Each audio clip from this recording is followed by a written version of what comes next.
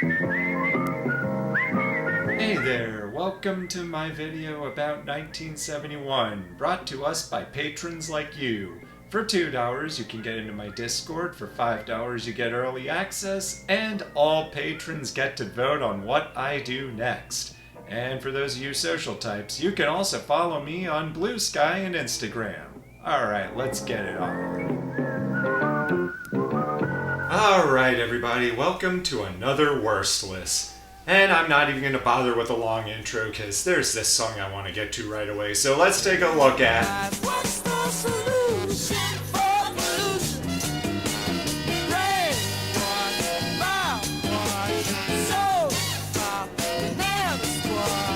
Alright, look at this. Fresh as a Daisy. Yeah, what a title for a song, right? Well, let's go ahead and pick that low-hanging fruit. Don't you know you're fresh as a daisy, as fresh as a daisy?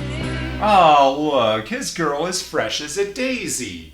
You know, as opposed to one who's not so fresh. Well, if you come from heaven... Alright, I'll look past the title and give this a chance. So we got a nice piano, the guy has a nice voice, and it's about how he just loves this girl so much.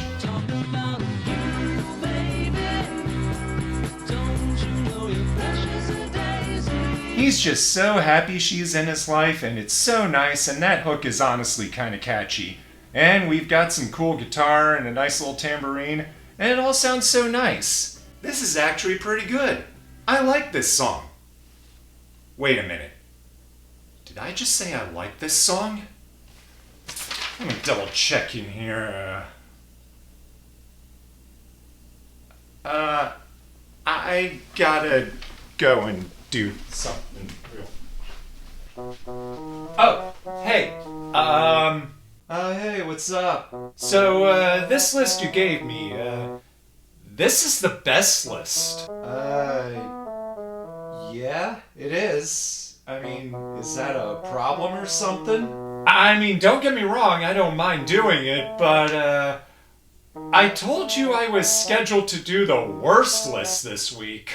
Oh, about that. You don't have it, do you? I'm working on it, okay? Working on it? Oh, did you even start? No, we started, it's just... actually kinda hard finding songs for this worst list. What do you mean hard? It's just hard, okay? I think it's been getting harder and harder every time. I think it's because we've already explored so much crap, and now we're desensitized to it, and nothing's sticking out as much anymore. Nothing's sticking out? Really? Come on, this is the lame 70s, the era of AM gold suckage. You're telling me you can't find a lot of crap? I mean, I found a few songs here that are pretty bad, but... for the love of criminy! Okay, hear me out. We're going through some tough times. You don't need me to tell you that, so... maybe in this trying period, we could use a little more positivity right now. Alright, but tell me, honestly, how far along are we on the worst list? We have some songs? Fine.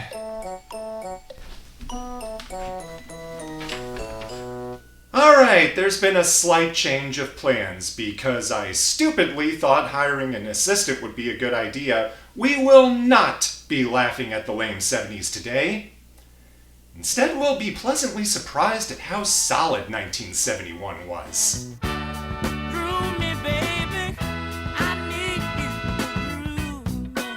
Well, technically the end of 1970, because in the world of pop music, years tend to take a month or two to, really start. But while I wouldn't call this era of music stacked, I took one look at that chart and immediately saw lots and lots of contenders.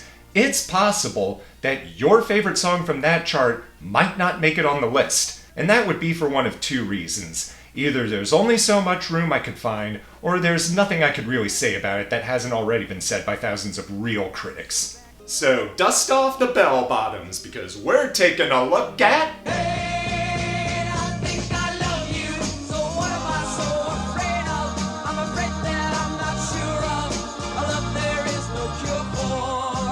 Okay, now let's look at that Fresh as a Daisy song. First off, who is this guy singing? Well, his name is Emmett Rhodes, and he got his start in the late 60s as part of a group called The Merry-Go-Round. You're a lovely woman,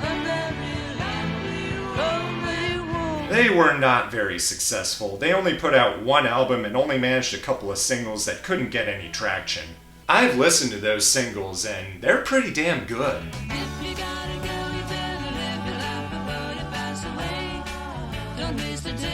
Of the two, Live would be my favorite. It's so jangly and bouncy.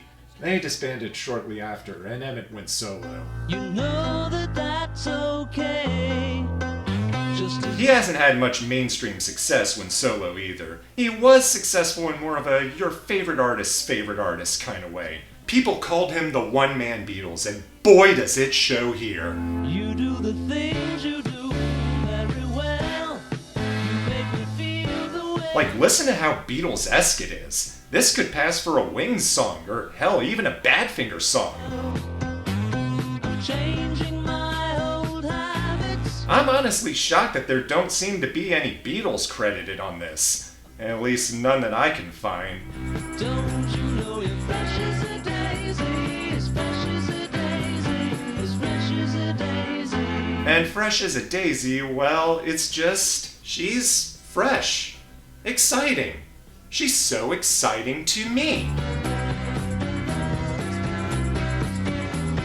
And then it gets really Beatlesy at the end. Hooray, the Lord is good to his children. That's definitely a way to fade out, and it's definitely a nice one to start with.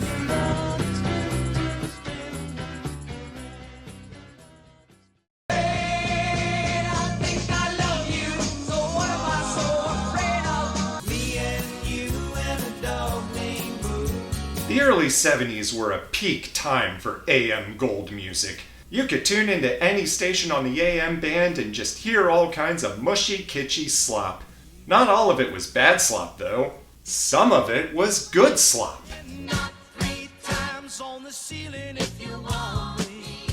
Everyone has their guilty pleasures. I haven't realized it until now, but I think Tony Orlando might be one of mine. Like, look at this goofy little dope with his dumb bodysuit and dancing girls. He's so ridiculous. And yet, there's just something about that man. Now I'll show you how to defend. Like, I checked out some of that variety show he was doing. I was not alive for the variety show boom, so I can't tell you how it compares to the others, but this is pretty good. They're having a blast and getting really into it. I wouldn't have minded growing up with this. Oh look, they're doing the Kung Fu Fighting song. It's not a great rendition, but hey, they're having fun.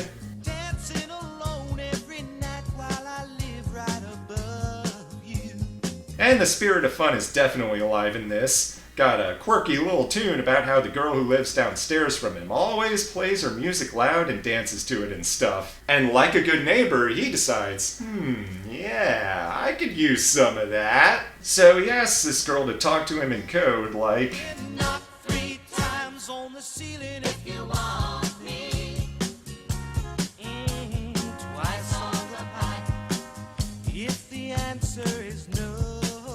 you know what? That's fucking stupid and also fucking creative. It's like a noisy neighbor version of Check Yes or No. Oh, my sweetness means you meet me in the hallway. Although I wouldn't exactly suggest knocking on the ceiling to invite him. Maybe it was like that at the time, but in my experience, means turn down that damn racket because I'm trying to get some sleep here. Twice on the pie means you ain't gonna show. This may be stupid slop, but it's stupid slop with a nice touch of fun. And of course, the use of percussion is just top notch. Yeah, you know what? I think I will go to bat for Tony Orlando. Means you ain't gonna show. Oh, my darling, not 3 times. I think I love you, so what am I so afraid of? funeral bell go dong.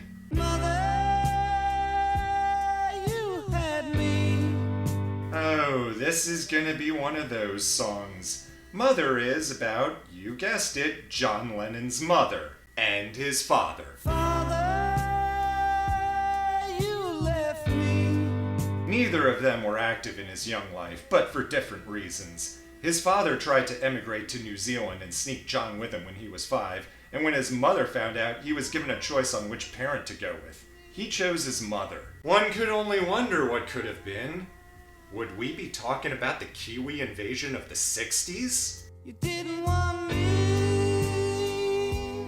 Well, sometime after that, his mother lost custody to his aunt, which he always resented. So this song isn't actually him screaming to his mother, it's him screaming for his mother, who eventually got killed by a drunk driver when he was 17. And the drunk driver was a cop. Fucking pigs. I couldn't walk,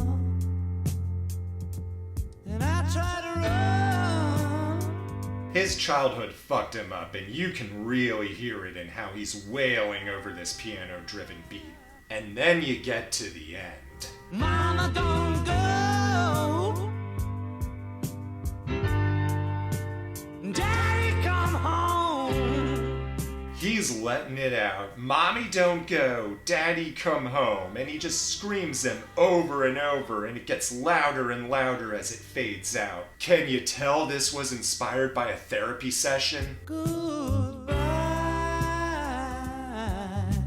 This did not chart very high, only going up to number 43, probably because it's not exactly the kind of song that was really made for radio. Lennon actually considered releasing Love as a single before deciding on Mother, which certainly was a bold move. Mama, don't go.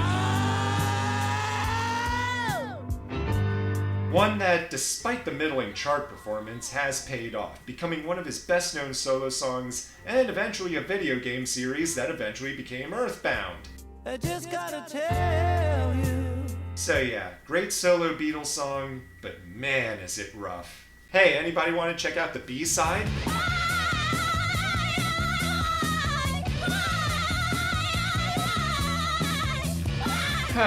Look at crazy Yoko. This is actually kind of a rocker. Think it's time to finally start putting respect on the Yoko Ono's name, anyone? Next. Hey, I think I love you, so what am I so afraid of? Believe it or not, I'm walking on air. Hey, did you know that the guy who did the theme to The Greatest American Hero did other songs as well? Did you wanna know? Because one of them is actually pretty good. With a mixed up guy like me. There's no video for this, so I'm just gonna use a looping clip of the character crashing and shit. You know, like a mixed up guy, hardy har har. Yeah, the hardest part about making lists out of years this old is trying to find a proper video. I mean, I could find a few videos of him singing Believe It or Not on a couple shows, but that's it. Closest I can find to a video is this slideshow, with scans from the record and blurred pictures of random women, for some reason. Why are they blurred? Is this some weird way of trying to get porn onto YouTube?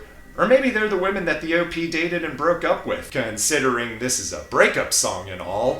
Gonna let you go now, angel. Though I could make you stay. And as far as breakup songs go, this is one of a rare breed. The I'm breaking up with you for your sake song. He's telling this girl, listen, honestly, you're a nice lady and you'll probably find someone really good, but that someone is not me. I am a head case who will jerk you around and ruin your life, so just go find someone else already, okay? And he's just belting out, why did you have to go and pick me out of all the people? Yeah, there's a certain part of me that this really speaks to. I'm not proud of it, but hey, when it hits, it hits. Great unknown song, go check it out. But don't try to look it up on Spotify because it's not there. Oh, why did you have to get so mixed up, baby? With a mixed up guy. With a mixed up guy.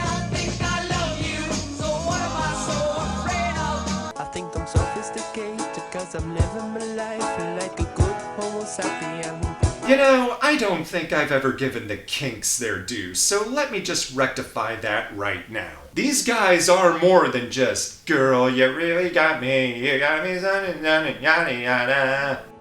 I think I'm so educated and I'm so civilized, cause I'm a strict vegetarian. Actually, this song sounds very similar to their previous single, Lola. Which is good because, hey, you got a formula, why mess with it, right? I don't feel safe in this world no more. So we have a song about getting out of the hustle and bustle of the city and going back to nature. To live like an ape man. I'm an ape man, I'm an ape man, no, I'm an ape man. Specifically the ape man in this music video, which I absolutely love, by the way. They're walking around the park, and the guy in the gorilla costume is just casually following them like it's no big deal. And then he gets all buddy-buddy with Ray Davies. But give me half a chance and I'll be taking off my clothes and living in the jungle. This was 1970, but the quality looks like it could pass for 1982. Not to mention the lyrics are very relatable, even now. I look out the window but I can't see the sky. The air pollution is a fucking up my eyes. Yeah, I got some friends in California who are definitely feeling that. Stay safe, everyone. Is a fucking up my eyes. I want And yes, he says foggin' in that line, not fucking. He actually had to do a quick redub to make the word a little clearer. Like how in Lola, the line about Coca-Cola had to be changed to Cherry Cola. Coca-Cola, C-O-L-A Cola. Honestly, I like Ape Man a little better. To be like an ape man. I'm an ape man, I'm an ape man. Don't get me wrong, I like Lola too, but Ape Man with its themes of just fucking off to nature and living with the animals, that's more my kind of sentiment. I probably wouldn't be an Ape Man though. More like a Tarzan boy. I'm a King Kong man, I'm a voodoo man, I'm an ape man.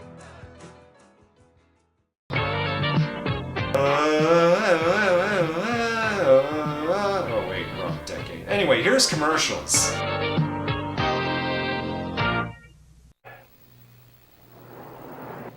Howard, about the air conditioning. Yeah, terrific, ain't it? I'm freezing. Great special on air temp air conditioning down at the Dodge Boys. My lips are turning blue. Specially equipped Dodge Polara got over 50% off the air conditioning sticker price. But, Howard, it's January. So, who's going to discount it in August? The factory air conditioning special on Polara and Monaco at the Dodge Boys right now.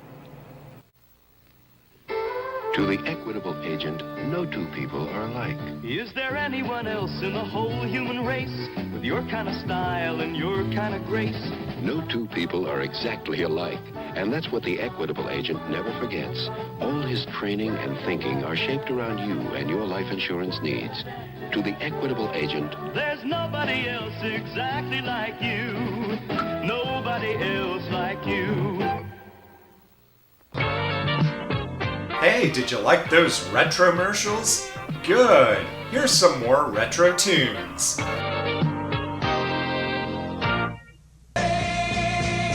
think I love you, so what am I so afraid of?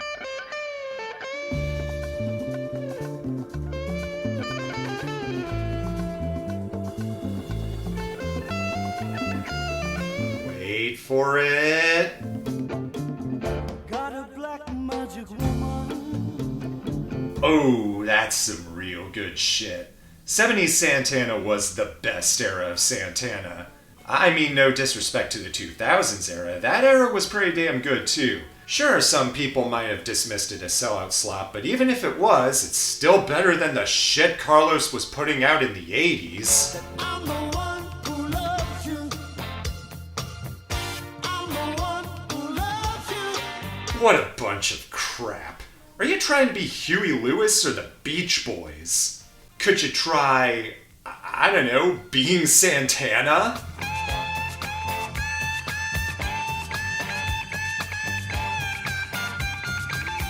Just once more, you Wow, that was some uninspired drivel. 80s Santana was a travesty. yes, don't turn your back on me, baby. Stop messing around with your tricks. But this was anything but. Just all the instrumentation going on is a real trip. And what's a Santana song without the sounds of a guitar played by Carlos Santana?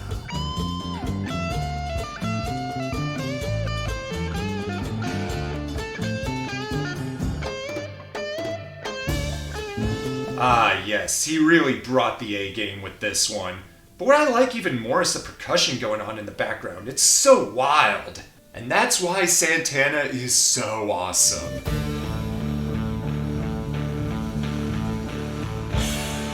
But the best part of this song? The ending. I'm actually not saying that to be funny. Check this shit out.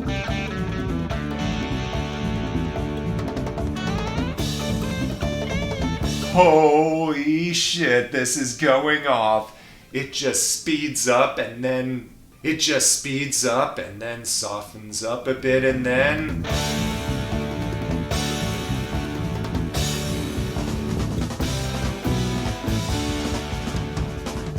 Boom! Blast of guitar and percussion in your face. To think this is only at number 5. What could possibly top that?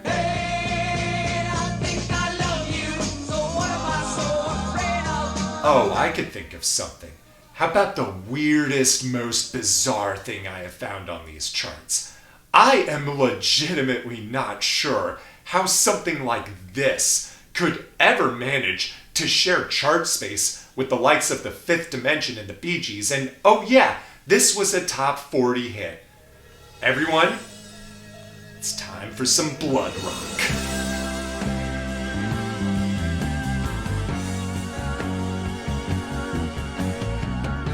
Okay, this group, Blood Rock, I haven't heard before encountering them on this list. I think I've seen their name being mentioned in passing, and this song, DOA, is the only one of theirs to chart. Laying here, looking at the ceiling. And yes, radio did play this. That is, until it was banned when people realized what it was about. That's a thing that happened a handful of times back then.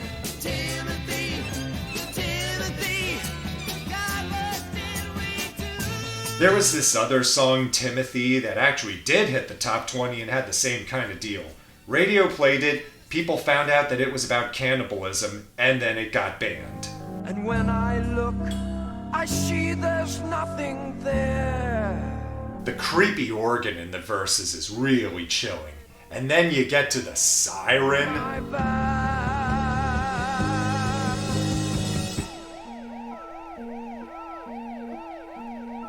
Ooh. So what exactly is this about?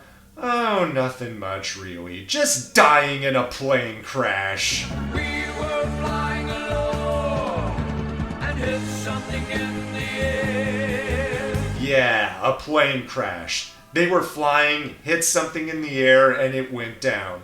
This song is from the POV of a plane crash victim. He says there's no chance for me. So yeah, you can see why it was banned on radio stations. And with plane crashes being more common because some people decided to be fucking idiots at the ballot box, this probably wouldn't be tasteful to play on radio now. But don't let that stop you from playing it, station programmers. Teach me how to die. I remember. Because it's such a crusher, especially in the hook. Remembering back to the flight and that sense of wonder from the memories, this was inspired by a plane crash that one of the members witnessed as a teenager. And then we get to the ending.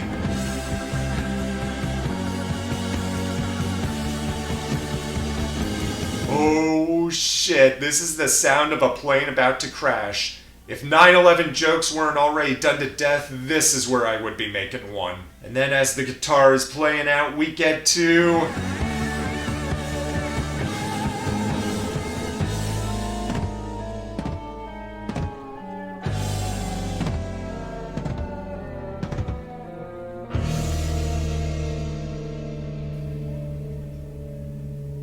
And on to the spooky season playlist it goes. Next! Hey, I think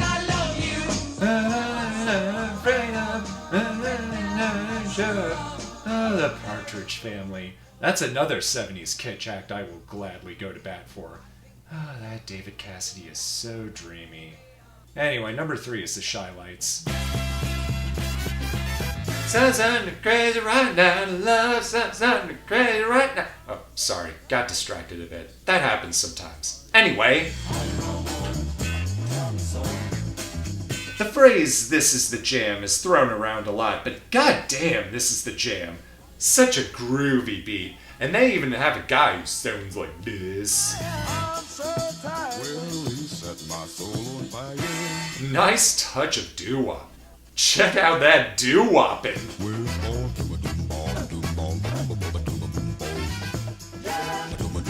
Damn, who said doo-wop can't go this hard? And let's bring back the horns.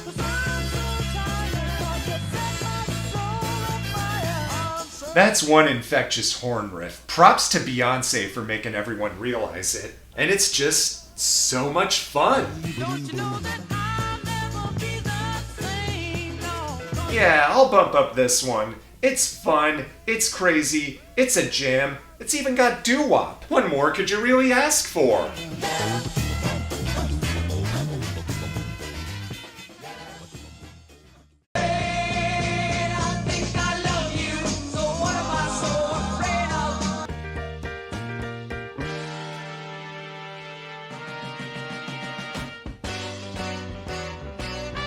Okay, this intro is pretty cool, but it's taken a long-ass time to get going.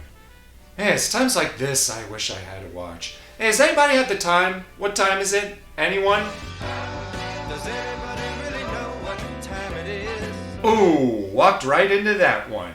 Yeah, my friends and I used to make that joke all the time. Anyway, what you are hearing is the first song Chicago recorded for their debut album, Chicago Transit Authority. That's right. This is the moment that started Chicago the band on the road to making slop. 80s Chicago was a travesty.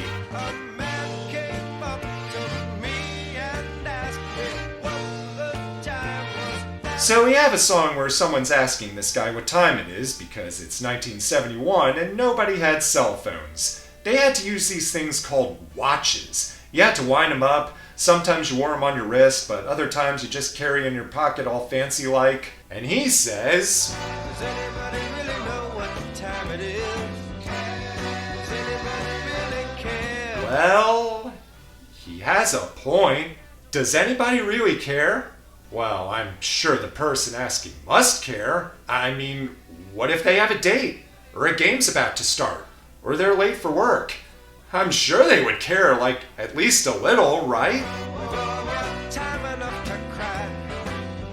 But at the same time, what's the rush? We've all got enough time to do whatever we have to do, says the guy who takes too fucking long to make YouTube videos. Being pushed and shoved by people trying to beat the I like the voice showing up in the background, representing all that hustle and bustle of the big city. And as someone who lives in a big city, I too feel some kind of way of just getting through all the people rushing around and just being over it. What time is it? Who knows? Who cares? Could be hammer time, could be morphin time, could be 25 or 6 to 4. No, seriously, Robert Lamb said that a possible answer to the question is 3:35 or 3:34, which would be 25 or 26 minutes until 4. He was probably goofing, but it really makes you think, doesn't it? In the end, time is just time, and nobody can ever really know what time it is. Does anybody even know what year it is? I feel like we've been in a nonstop 2020 for about 3 centuries.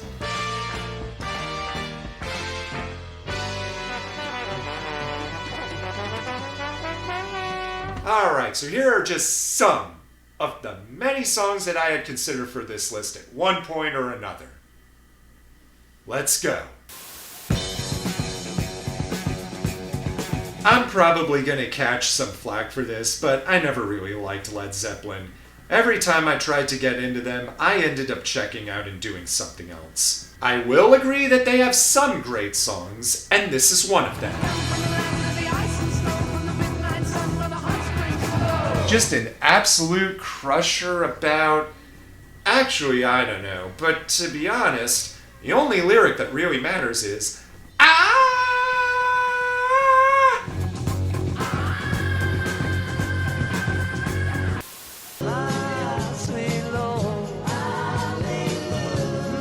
Hey, those vocals sound familiar. He's so fine.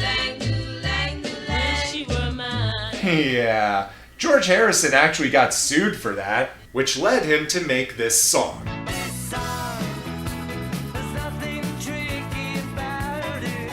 By that I mean the response song he made called This Song, but I digress. Anyway, I could have had it on the list, but other than that fun fact, I really have nothing to say, but it is a very essential song, and All Things Must Pass is a very essential record.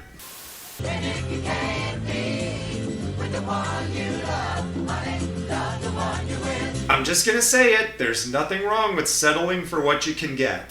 And you can tell everybody this is the song. One of the most heartwarming songs ever made, and it has one of the most awesomely stupid lines ever written. If I was a sculptor, but then again, no. Now that's some amazing songwriting. I'm actually being serious. For all seasons. Another nice little lovey-dovey song. And it has such a great beat too.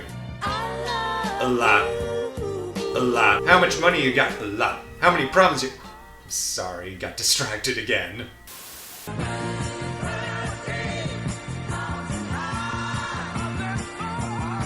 The Supremes and the Four Tops had other songs on the chart that week. They were alright, but come on, this is River Deep Mountain High. But you can't come in, sing it, Dave. I beg your pardon. I never promised you a rose garden. I'm just gonna call this the unofficial number 11. I mean, those first two lines are as iconic as it gets. She's got a point, you know. I never promised you a rose garden. Yeah, I'm not promising you a rose garden. Roses have thorns, you know. Why would you want a garden full of things that can prick you? This is such a nice, fun little tune. Yeah, I will get behind this. Ah, play it, sax man.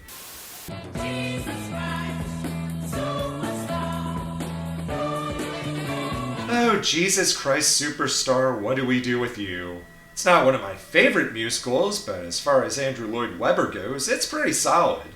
King Herod's song would have been on the list had it charted.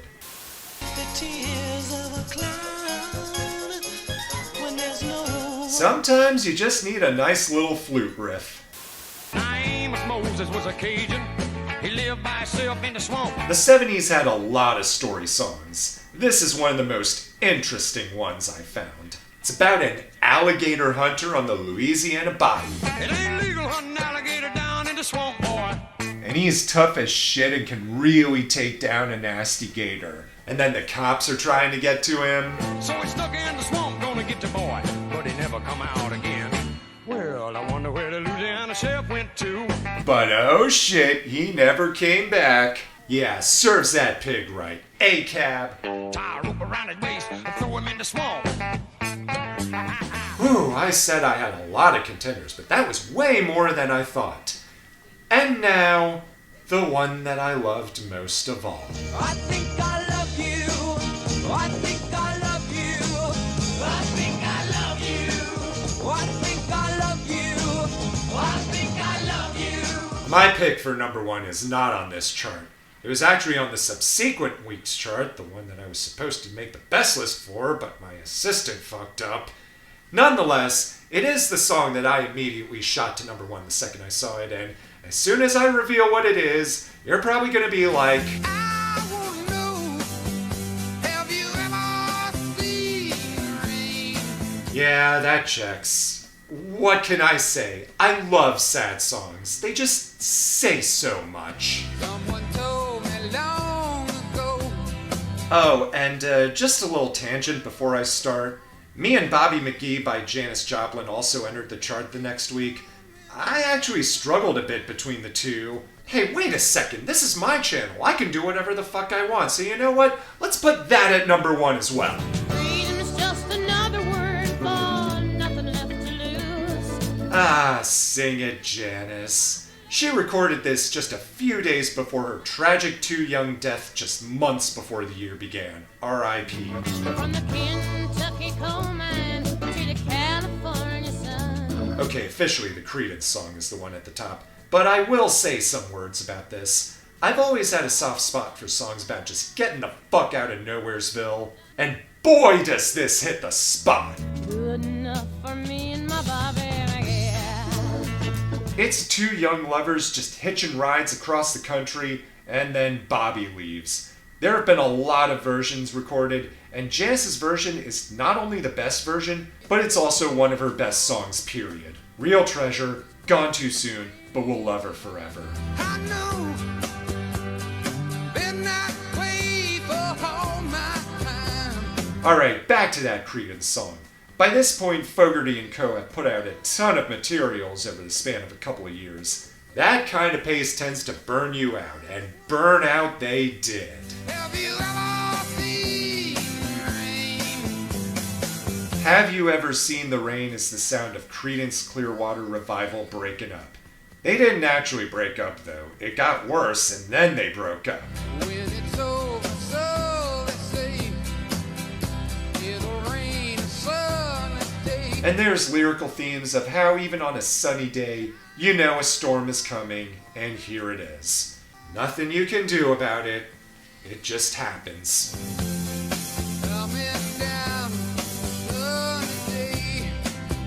I'm having some trouble explaining it, but just hearing how it sounds makes me shed a tear every time, especially knowing the context of how they all hated each other by that point and still do to this day. Have you ever seen the rain?